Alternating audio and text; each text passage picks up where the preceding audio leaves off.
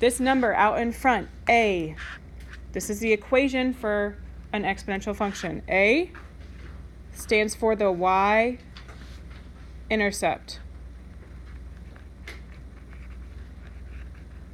aka your starting point, where x equals 0. Just like slope-intercept form, and lines have a y-intercept, so do exponentials. So this number out in front, that is by itself, is the y-intercept. The second number that has the exponent is what you multiply by.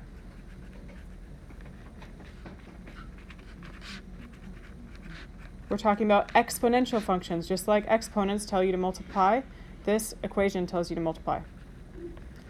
It has a name. It's called the common denominator. Close. Except not. It's called the common ratio. So on lines, it's called the slope. It's not called that here because we're not adding or subtracting. You're multiplying, so we call it the common ratio. The x is just a variable. The y is just a variable. Have a slope, and the slope tells you how much to add or subtract. Exponents don't tell you to add or subtract. What do you do when you have an exponent?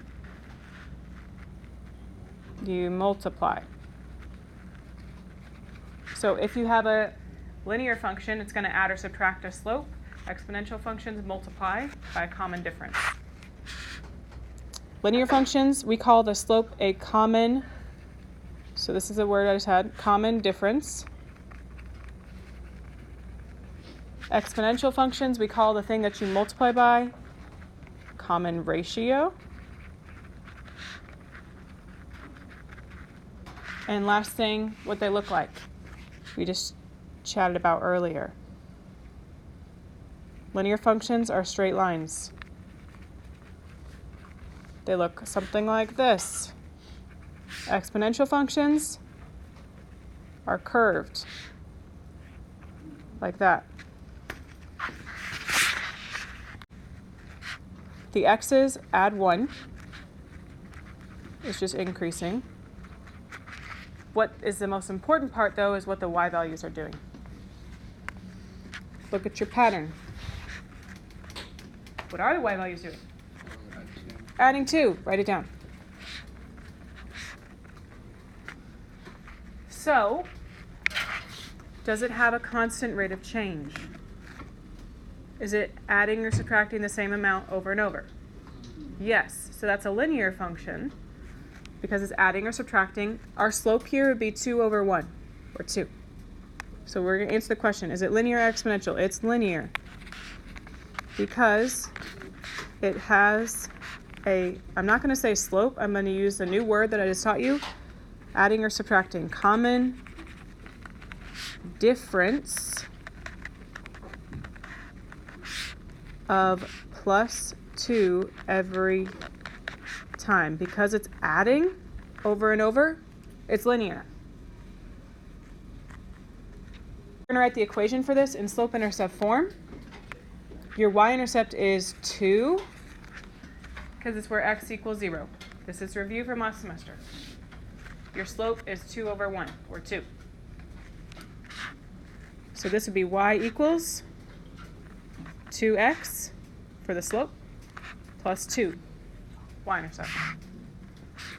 Obviously the x values go up by 1. I'm mostly asking what the y values are doing. Figure out the pattern.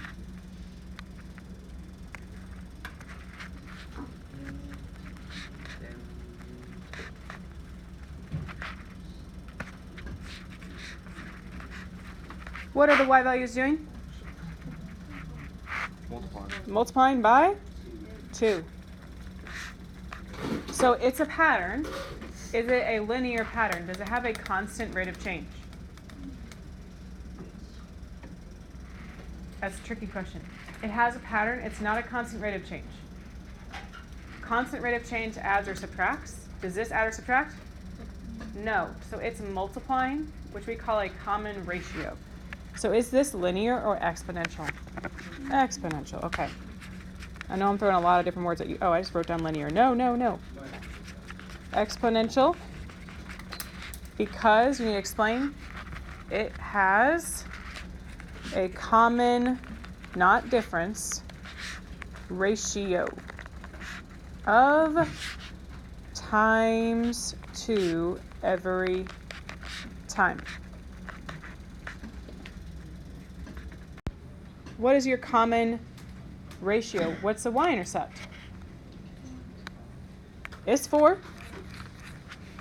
So we are writing the equation in this form. Y equals a times b raised to the power of x. The first number, the one without the exponent, is the y-intercept. So we're going to put y equals 4. And then what is it multiplying by every time?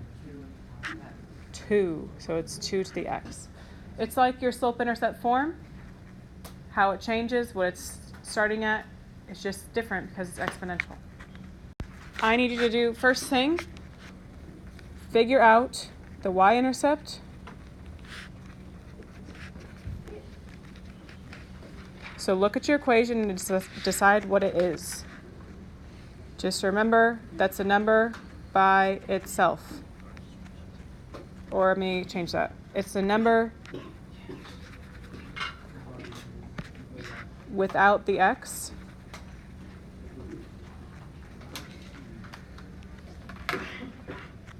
So the number that's out in front usually doesn't have the exponent. Once you have the y-intercept, you put the y-intercept in your table.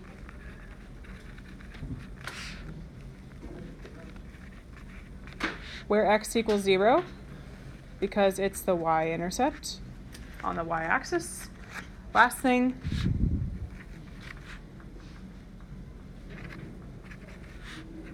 use your graphing calculator if you want. You can do it without it if you want.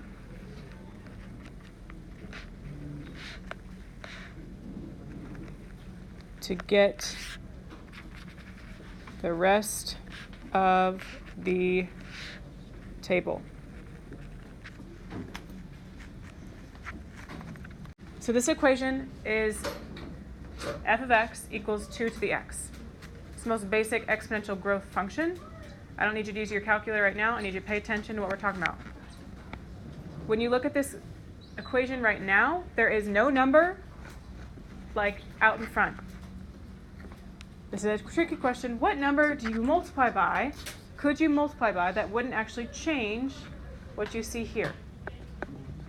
1. Okay, so this is the same thing as y equals 1 times 2 to the x. Write it down.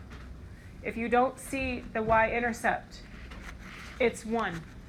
Just like a slope-intercept form, you didn't see it was a 0. If you add something, this one you have to multiply by 1. So we figured out our y-intercept, it's 1. That's going to go in your table where x is equal to 0. Put it right here. We know the pattern. Look at the equation. It starts at 1 and then it multiplies by what? 2. So as the table increases, it's multiplying by 2. So 1 times 2 is 2. 2 times 2 is 4. You would then have to go backwards and like divide by 2. So yes, it would be 1/2 and then 1/4. If you can do this without your graphing calculator, that's great. For some of us, this second part of the table where you have to go backwards ends up being pretty tricky. So I'm going to teach you how to do this in your graphing calculator. The y-intercept is 1, but the pattern this time is that it's multiplying not by 2, but by 1/2. If you can fill this in without your graphing calculator, great. If it's confusing to you, then use your graphing calculator to help.